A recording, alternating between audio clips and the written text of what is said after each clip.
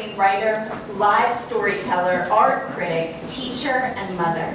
Her essays have appeared in More Magazine, the New York Times, and Newsday, among others. Her fiction has appeared in Fiction Magazine, and her art criticism in Art Papers and Newsday.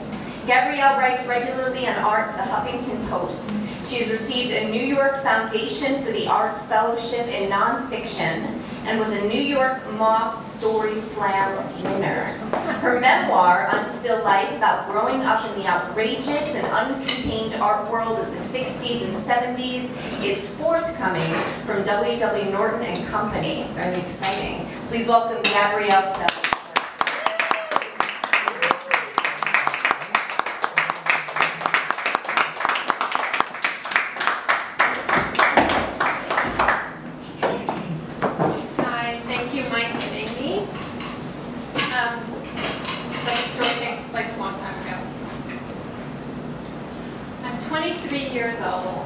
Just settled in San Francisco and started my first real job. At this point in my life, the one thing I want most in the world is not to live at home. And the one thing I am most grateful for is not living with my crazy older sister, Tanya. When I was growing up, Tanya took center stage in our Midwest home. She started seeing a therapist at the age of 3 for her anger issues. But in San Francisco, I think I'm finally free of her until she decides to move to the West Coast too. Still, I avoid her, only meeting her at vegetarian restaurants where she can agonize over the menu. Tanya is one of those vegetarians who hate vegetables. And I'm certain that she became a vegetarian to be contentious with the rest of the family. We're all meat lovers, and we had to make her vegetarian stuffing for Thanksgiving. But in a restaurant, I can get up and leave when I'm done eating. And then one night in my new life in San Francisco, while I'm getting ready for bed, because I have to get up and work in the morning, the phone rings. My roommate, Janet, who also has to get up and work in the morning, answers it.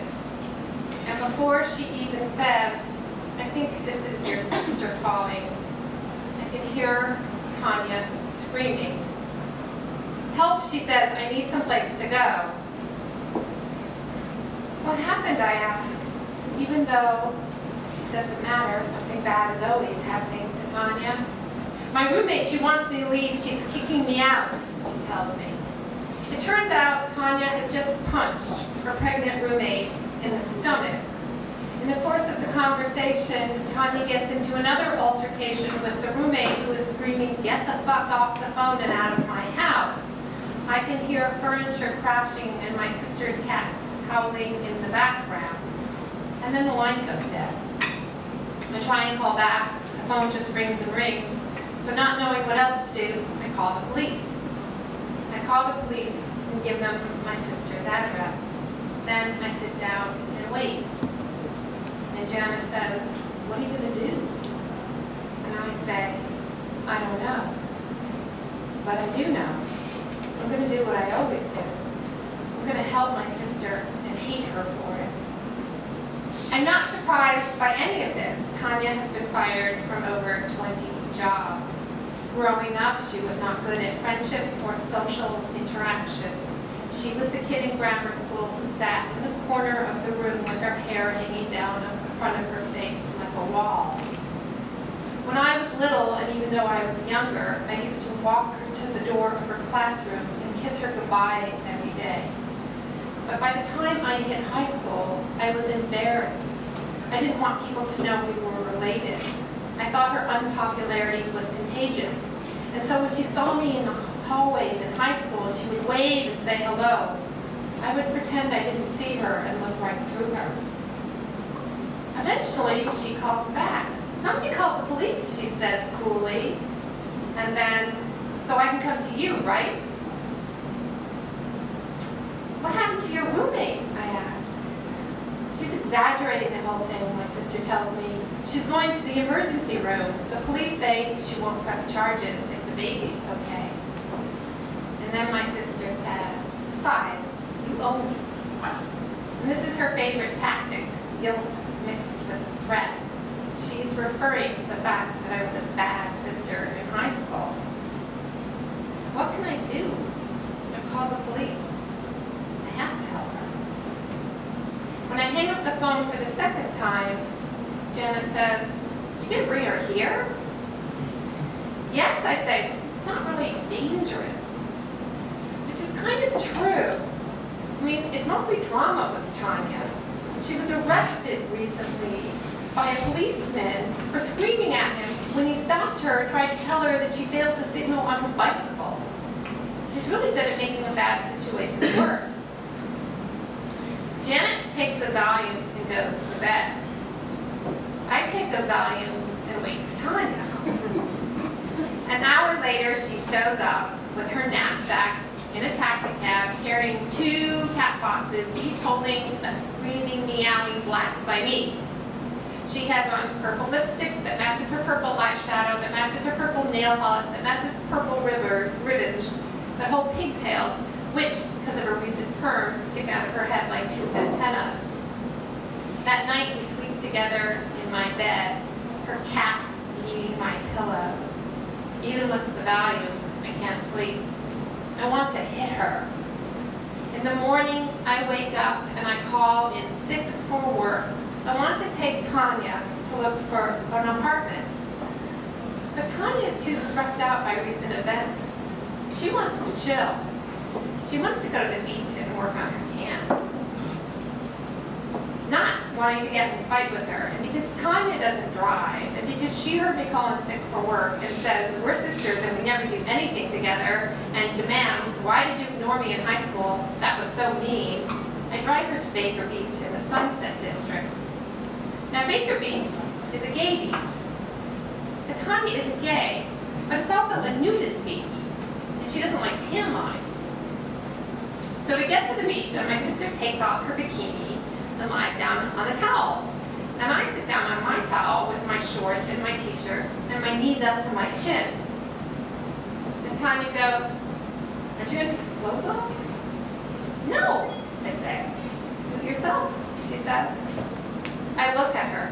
She has a muscular body. She would have made a good wrestler. Years ago, a therapist had said, "Try and look at your sister with empathy." But it's really hard for me to do that when she's lying beside me, stark naked. Finally, I ask, "Why did you hit her?" Tanya sits up and sighs. She found out I was sleeping with her boyfriend. God, he was so gorgeous. And she rummages in her purse and hands me a picture. "Doesn't he look like Jesus Christ?" I look at the photograph she hands me, and she's right. He has those chiseled features and the wavy brown hair framing his narrow face, and that same schizophrenic gaze in his eyes that the paintings of Christ always have. She says, "He told me he loved me, but then when she kicked me out, he just stood by and didn't do anything. He didn't lift a finger. Can you believe some people?" Yes, I think I can. From down the beach, 3 figures approach us. When we get closer, we see that there are 2 big women and a little man, and they're all naked.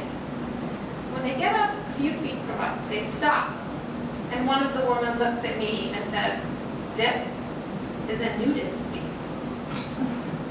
"I know," I say. And the other woman says, "Well?" My sister flips over and says, "Well, what?" And the first woman says, "She can't stay here if she doesn't take her clothes off." And Tanya and I look at them and say, "You've got to be kidding me." And they say, "No, they're not kidding." And my sister stands up and says, "This is a free country. She doesn't have to take her clothes off if she doesn't want to." And I'm sitting there watching all this, and finally the little man who has so far been silent pipes up and says, "We just don't want people to come down here and look." And Tanya, hands on her hips, looks him up and down really slowly and says, "Look at what?" pausing at his penis. Then she says, "She's not hurting anyone." But they're insistent. I'm not allowed to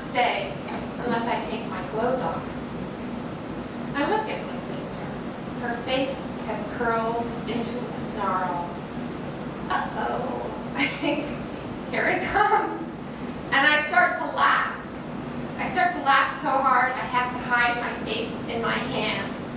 These people, I think, if they only known when they walked over here what they were walking into. You know what you are, Tanya, my naked sister says? You are a bunch of fascist pigs.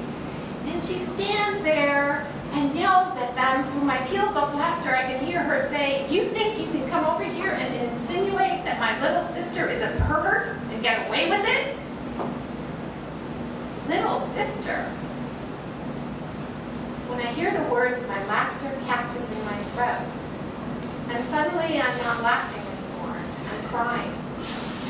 For the first time in my memory, maybe for the first time in my life, my older sister is looking out for me.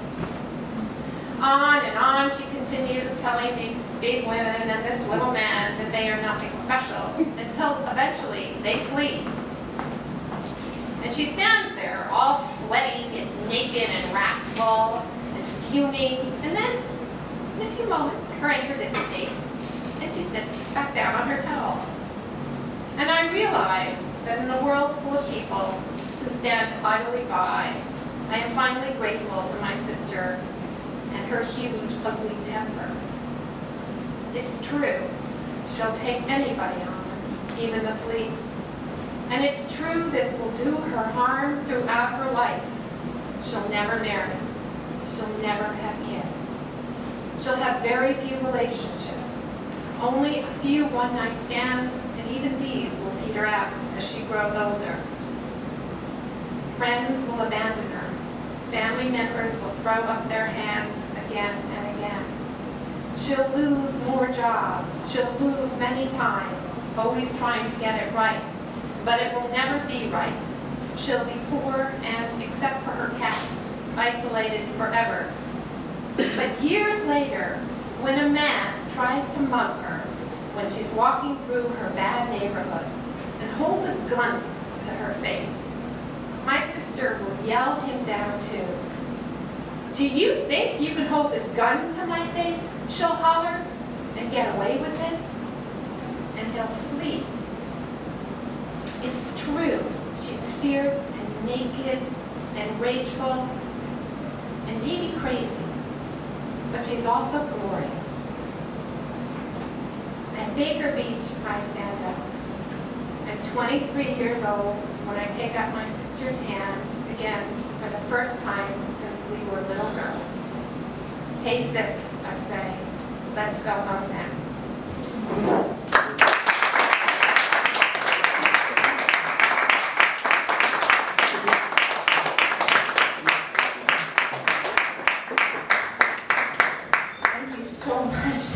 Really moving. Thank you. Let's give it up one more time for Gabrielle Selz.